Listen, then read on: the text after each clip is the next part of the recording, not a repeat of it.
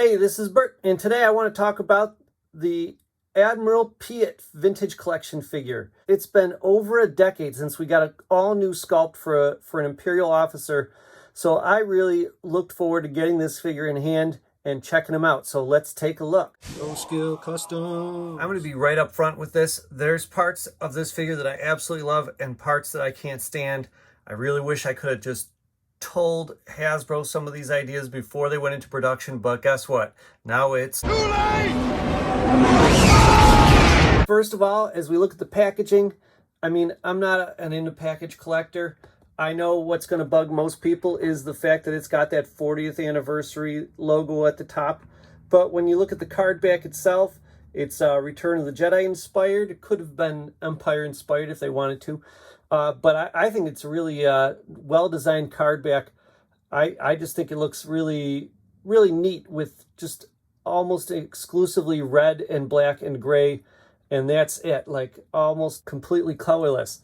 So I think the card back looks absolutely fantastic. But really, I'm here to talk about the figure. So let's take a look. So here's Admiral Piett himself. And the previous two officers that we got were Captain Needa from the Legacy Collection 2009. And then we have the all too green Grand and rare Grand Moff Tarkin from 2012 Vintage Collection. He's Vintage Collection number 98. And these two figures mark the first two times we could get some nice Imperial officers in that standard gray uniform with bendable knees. Because, you know, a lot of times they're sitting around tables. I mean, they stand a lot too, don't get me wrong. But they each have the bendable knees, and they handled it in a very different way from one another. Okay, Grand Moff Tarkin, of course, went for the lower part of his tunic to be fabric, which I don't know if you can see doesn't really match the plastic color that well. And with Captain Needa, they kept that lower part of the tunic plastic, but it's not flexible enough to bend his legs and hold them in place. So let's take a look at what they did for Admiral Piett. Obviously, they kept that space plastic, and what they did to allow for some greater movement is they cut a notch in here, which I think is great. It's not really that necessary because Admiral Piett doesn't do a lot of sitting around.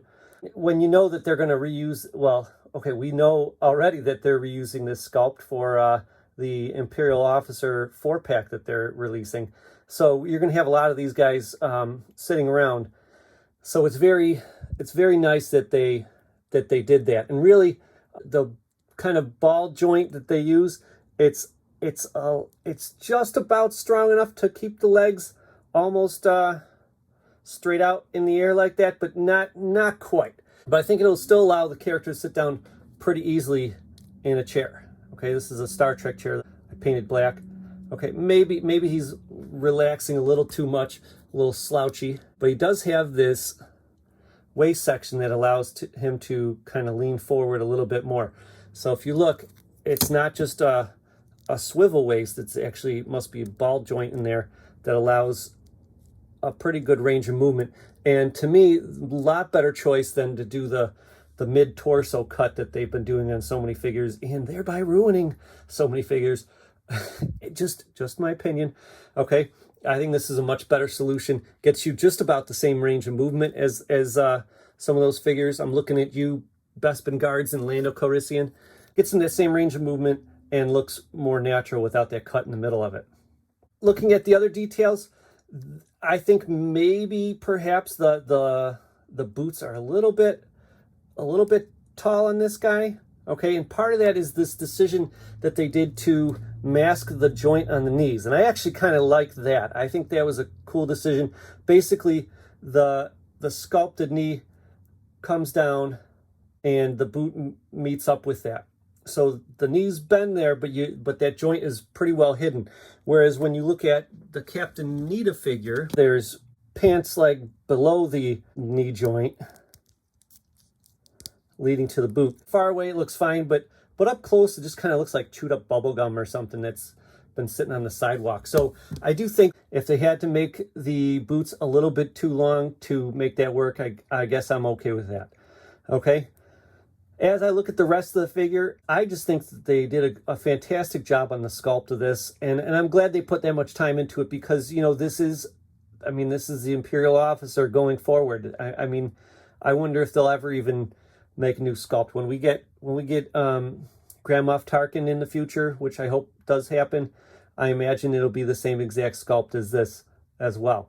So, and I'd be happy with that. I'd be happy if they use this exact same color too.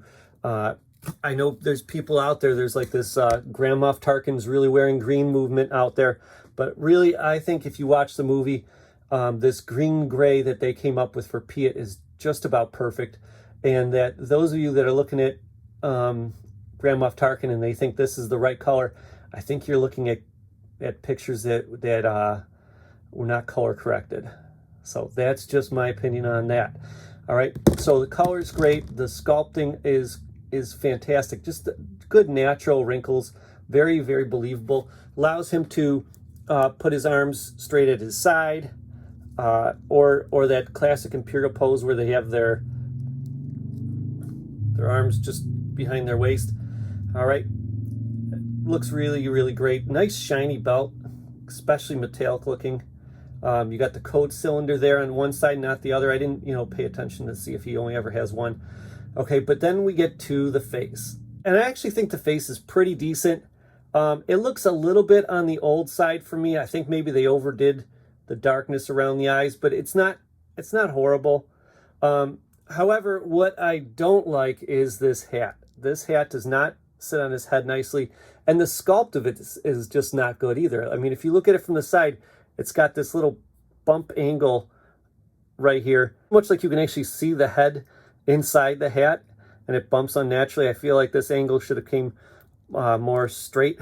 Okay, but really the problem is that profile is not so bad. The real problem is it just sticks out too much from his head.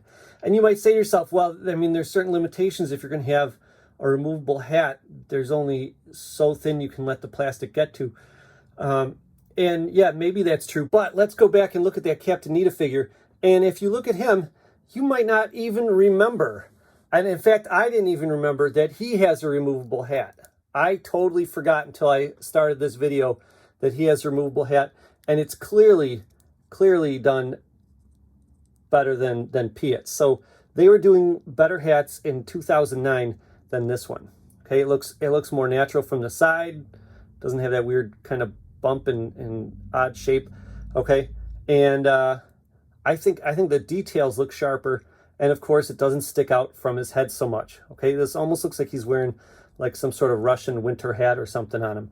And while Captain Needa's head is actually smaller than Admiral Piett's, with a little bit of pressure, you can get this to sit on Admiral Piett, and just look at how nice that figure looks with Captain Needa's hat on. I just think that looks amazing. Side view, front view. I mean, I almost think that somehow having a better hat helps the likeness of the character even.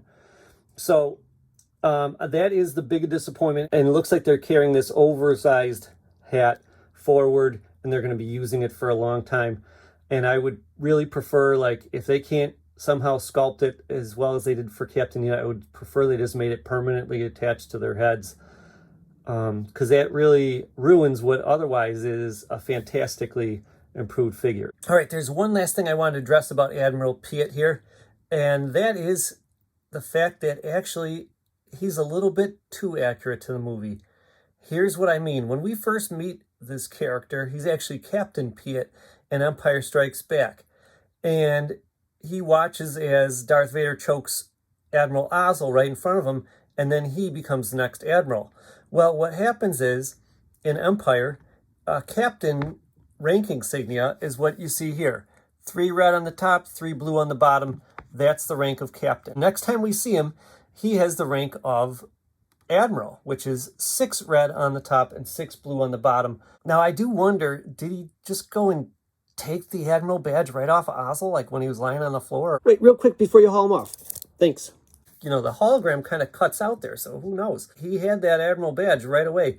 And so the 2 scenes I'm going to use him in are from Empire Strikes Back, not Return of the Jedi, because he doesn't really do all that much in Return of the Jedi because he's not on the Death Star. He's on the Super Star Destroyer. And so the two scenes that I'm going to use them in, one where he's sheepishly standing behind Darth Vader as the meditation chamber is opening, and then the other one as he stands below the bounty hunters. In each of those scenes, he should have the rank of Admiral. Okay, he should have the 6 red on the top, 6 blue on the bottom.